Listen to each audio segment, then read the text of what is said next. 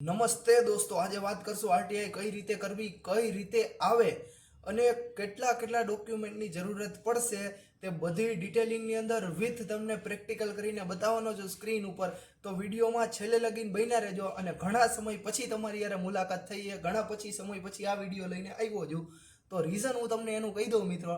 તો વેબસાઇટ હે ને પૂરેપૂરી લેગ મારી ગઈ હતી, પૂરેપૂરી લેગ.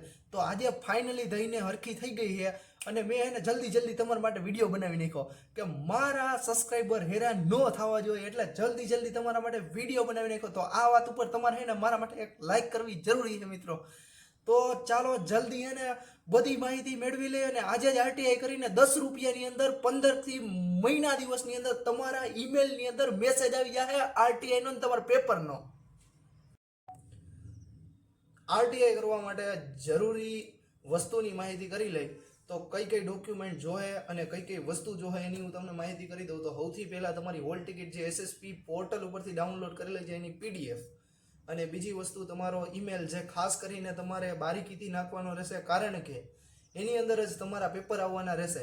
સોફ્ટ કોપીની અંદર તમારા પેપર ઈમેલની અંદર જ આવી જાય. અને બીજી એક તમને ડિસ્ક્રિપ્શનની અંદર એક આખો ડ્રાફ્ટ લેટર મળશે, એની અંદરથી કોપી કઈ રીતે થાય તમને ખબર જ હશે, કારણ કે તમે સમજદાર છો.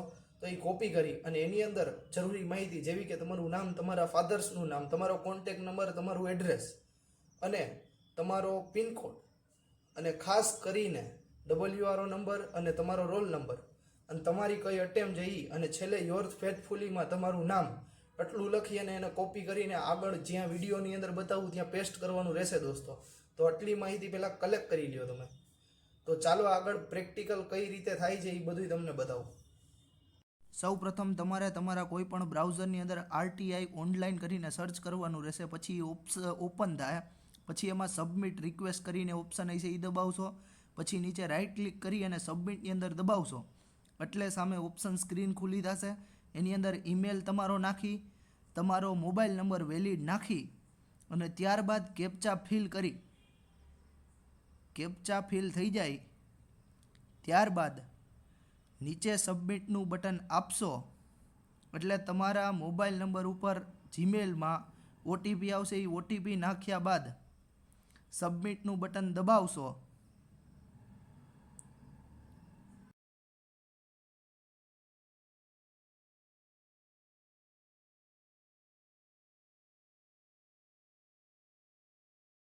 ઓટીપી આવતા થોડીક વાર લાગશે મિત્રો, તો સબર કરવા વિનંતી. અને ત્યારબાદ તમારી સામે ફોર્મ ખુલી જશે અને સૌથી પ્રથમ મિનિસ્ટ્રીની અંદર તમારે સિલેક્ટ કરવાનું રહેશે મિનિસ્ટ્રી ઓફ કોર્પોરેટ અફેર્સ.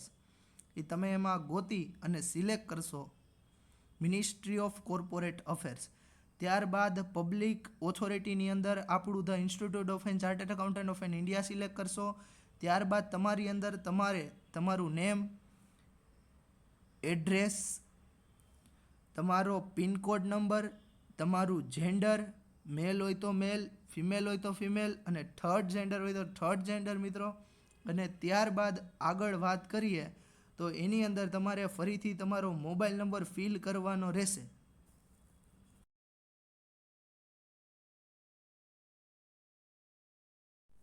ત્યારબાદ એજ્યુકેશન ક્વોલિફિકેશનની અંદર તમારે અબોવ 12th પાસ નાખવાનું રહેશે મિત્રો.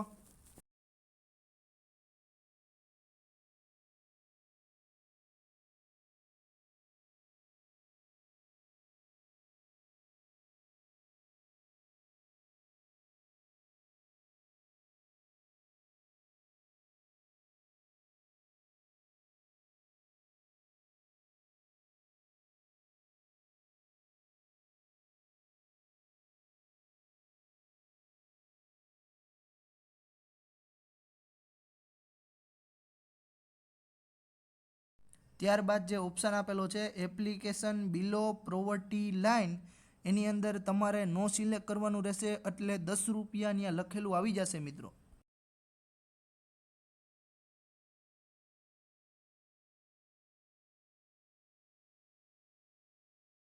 ત્યારબાદ નીચે આપેલા રિક્વેસ્ટ બોક્સની અંદર તમારી રિક્વેસ્ટ પેસ્ટ કરવાની રહેશે, જેમ કે મેં કરેલી છે પેસ્ટ. અને ત્યારબાદ ચૂઝ ફાઇલની અંદર જઈ તમારી જે ડોક્યુમેન્ટ ફાઇલ છે એટલે કે હોલ ટિકિટ તમારી સબમિટ કરી અને કેપ્ચા ફિલ કરી મેક પેમેન્ટની અંદર બટન દબાવવાનું રહેશે. ત્યારબાદ ઓકે દબાવશો એટલે તમારી સામે પેમેન્ટની રિક્વેસ્ટનું ઓપ્શન આવી જશે. ત્યારબાદ પેનું બટન દબાવશો એટલે આ રીતના ઇન્ટરફેસ તમારી સામે જોવા મળી શકે છે. અને થોડુંક લોડિંગ લે છે મિત્રો, એટલે થોડીક વાર લાગશે મિત્રો. ત્યારબાદ તમારું બેન્કિંગ સિસ્ટમ આવી જશે. એની અંદર તમારે QR કોડ સ્કેન કરીને તમારા પૈસા પે કરવાના રહેશે. ત્યારબાદ રિસિપ્ટ ડાઉનલોડ કરી અને સક્સેસફુલ ઓપ્શન આવી જશે. એટલે તમારી સક્સેસફુલી સબમિટ રિક્વેસ્ટ થઈ જશે અને 15થી મહિના દિવસની અંદર તમારા મેલની અંદર તમારા જે પેપર છે એની લિંક આવી જશે. ત્યારબાદ તમે ડાઉનલોડ કરી શકો છો.